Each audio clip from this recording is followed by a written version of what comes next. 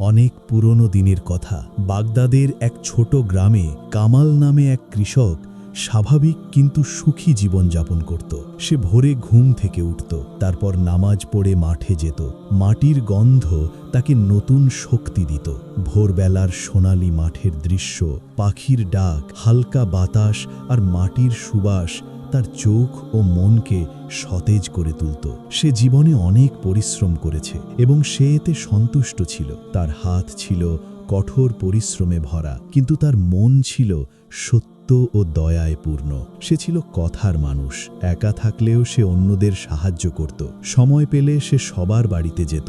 গ্রীষ্মকালে কামাল তার স্ত্রী ও 2 সন্তানকে নিয়ে আনন্দে দিন কাটাত। কয়েক মাস পরে তার বাড়িতে পবিত্র রমজানুল মোবারক উদযাপিত হল। কিন্তু এই বছরের রমজানের আনন্দের সাথে সাথে এক বড় পরীক্ষা এসেও উপস্থিত হল। মাঠের গমের ফসল সোনালি হয়ে উঠেছিল, কিন্তু কাটার জন্য কোনো সাহায্যকারী ছিল না। তার কাছে কাজের কাপড় রাখার মতো টাকাও ছিল না। পুরো কাজই তাকে একা করতে হচ্ছিল। প্রচণ্ড গরম, প্রতিদিনের কাজ আর সারা দিনের পরিশ্রম তার শরীরকে দুর্বল করে দিচ্ছিল। কিন্তু সে সাহস হারায়নি। সে সকালে মাঠে যেত, কাদায় ভিজে কাজ করত, কাঁদত এবং সন্ধ্যায় বাড়ি ফিরত। এই পরীক্ষা তার জন্য কঠিন ছিল, কিন্তু তার ঈমান তাকে সাহস জুগিয়েছিল এই কথা বলার জন্য যে পরিশ্রম কখনো ব্যর্থ হয় না। কামাল সারা জীবন ঝুঁকি ও কষ্টের মধ্যেই কাটিয়েছে, কিন্তু সে সবসময় তার বন্ধুদের সঙ্গে ছিল। প্রতিদিন সে আল্লাহর দরবারে দোয়া করত, রোজা রাখত এবং নামাজ আদায় করত। কিন্তু জীবনের কষ্ট তাকে কখনো ছেড়ে যায়নি।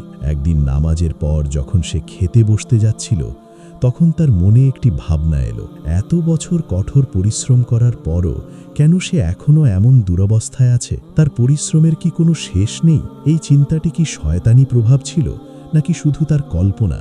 সে নিজেই বুঝতে পারছিল না। কিন্তু এই প্রশ্নটি তার মনে গভীরভাবে গেঁথে গেল। বারবার তার মনে আসতে লাগলো এবং সে ক্রমেই হতাশ হতে লাগলো। চাইলেও সে এই চিন্তা থেকে মুক্ত হতে পারছিল না। এই প্রশ্ন শুধু তার একার নয়, এই প্রশ্ন প্রতিটি মানুষের মনেই আসে। আমি এত পরিশ্রম করি, ইবাদত করি, তবু কেন শান্তি ও সুখ পাই না? যদি কখনো এই প্রশ্ন তোমারও মনে আসে, তাহলে এই উত্তরের কথা শুনে তোমার মন শান্ত ও তৃপ্ত হবে। প্রচণ্ড রোদে কামালের কাজ করা সহজ ছিল না। সে খুবই ক্লান্ত ও দুঃখিত ছিল। তার শরীর ক্রমেই দুর্বল হয়ে যাচ্ছিল। তাই সে একটি বড় গাছের ছায়ায় কিছুক্ষণ বসে আসরের নামাজ পড়ল, যেন শরীর কিছুটা বিশ্রাম পায়। নামাজের পর দরজায় হাত রাখতেই তার মনের সব আবেগ একসাথে ভেঙে পড়ল। তার চোখ ভিজে গেল এবং অজান্তেই তার অন্তর জেগে উঠল। হে আল্লাহ, যদি আমার আমল সত্যিই তোমার কাছে কবুল হয়ে থাকে, তাহলে আমাকে এই দুনিয়াতেই তার সুযোগ দাও। গত রাতের কথা অনেক বড় গল্প। আমি আরও বেশি ইবাদত করব এবং ভালো কাজ করব। আমার আমলের বিনিময়ে আমার কষ্ট দূর করে আমাকে শান্তি দাও। এ কি জীবন! প্রতিটি পয়সার জন্য আমি এত পরিশ্রম করলাম, কিন্তু বৃষ্টি এসে ফসল নষ্ট করে দিল। এত ইবাদতের বিনিময়ে তো আমার অন্যদের চেয়ে ভালো থাকার কথা ছিল। এই দোয়ার পর সে নিজেই ভয় পেয়ে গেল, কিন্তু নিজের মনকে শান্ত করতে সে শেষ কথাগুলো বলে প্রশ্নের উত্তর দিল।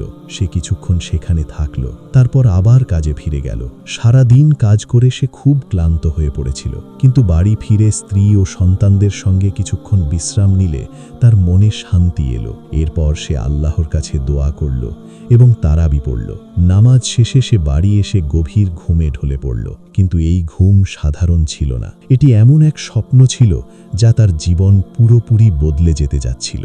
প্রিয় বন্ধুরা, রাত ছিল অন্ধকার এবং কৃষকও অন্ধকারেই ছিল। হঠাৎ সে এক অদ্ভুত স্বপ্নে হারিয়ে গেল। সে নিজেকে এক বিশাল ময়দানে দেখতে পেল, যেখানে সূর্য যেন খুব কাছেই। ঝড়ের রাতে সব মানুষ বৃষ্টিতে ভিজে ভয়ঙ্কর অবস্থায় ছিল। চারদিকে আতঙ্ক ছড়িয়ে পড়ছিল, কিন্তু পালানোর কোনো জায়গা ছিল না। এই বিশাল ময়দানের মাঝখানে ছিল এক বিশাল ও মহিমান্বিত প্রাসাদ। এমন এক প্রাসাদ যা শক্তিশালী শক্তিতে তৈরি, যার দেওয়াল মূল্যবান জিনিসে মোড়া। প্রতিটি তলা ছিল বিশাল এবং প্রতিটি তলায় হাজার হাজার ঘর। প্রতিটি ঘর এত সুন্দর যে তার সৌন্দর্য দেখতে যুগ লেগে যাবে। প্রতিটি তলা ছিল সোনা ও রূপার তৈরি। এর উজ্জ্বলতা এত বেশি ছিল যে দর্শকদের চোখ বন্ধ হয়ে যাচ্ছিল। প্রাসাদের সামনে ছিল বিশাল ছায়া, যা পুরো বনভূমির থেকেও বড়। সবুজ ও হলুদ গাছ, রঙিন ফল, সুগন্ধি গাছ এবং তাদের মাঝখানে দুধ,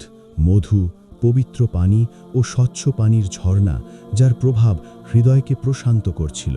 গাছগুলোর ঘন ছায়ার মধ্যে ছিল একটি বিশাল সোনালী গাছ, যার উপর কালো পর্দা ঢাকা ছিল।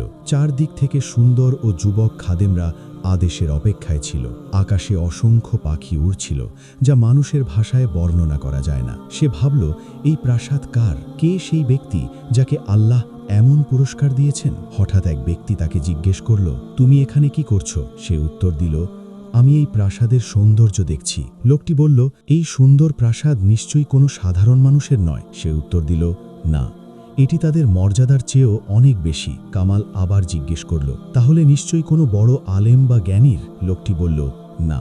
লোকটি থেমে গিয়ে কৃতজ্ঞ কণ্ঠে বলল, তাহলে এই প্রাসাদ কার? আল্লাহর কসম, আমাকে বলুন। লোকটি গম্ভীর কণ্ঠে বলল, এটি এমন এক ব্যক্তির যার নাম ছিল কামাল, যিনি পৃথিবীর অন্যতম শ্রেষ্ঠ কৃষক ছিলেন। এ কথা শুনে কামালের চোখ বড় হয়ে গেল, তার গলা শুকিয়ে গেল, সে ভয়ে কাঁপতে লাগল। সে বলল, কিন্তু সে কে এবং সে এটি কেন বিক্রি করল?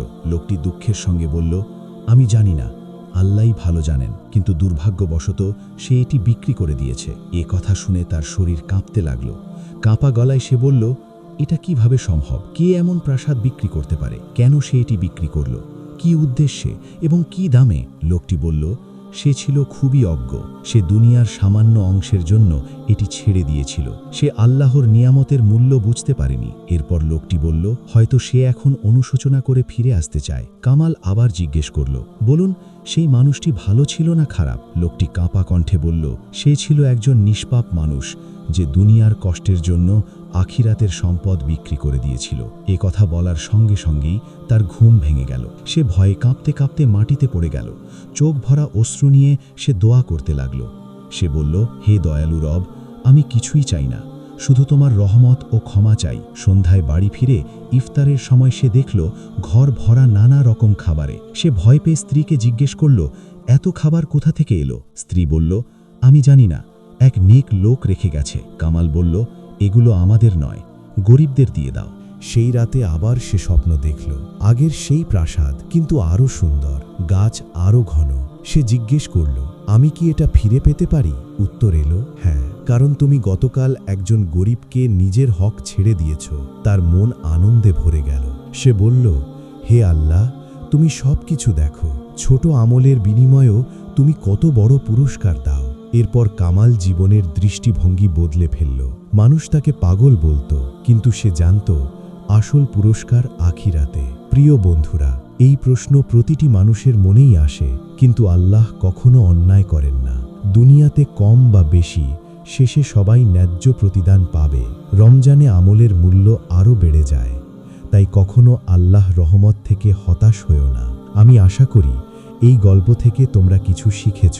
আরও এমন গল্প পেতে আমাদের চ্যানেল সাবস্ক্রাইব করো।